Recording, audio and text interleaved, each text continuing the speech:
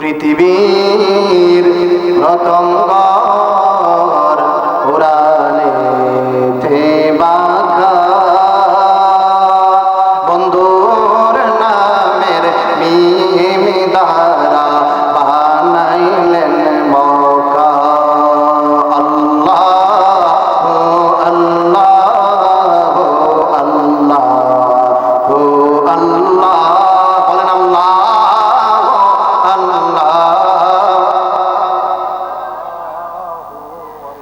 যে তাইল কোটি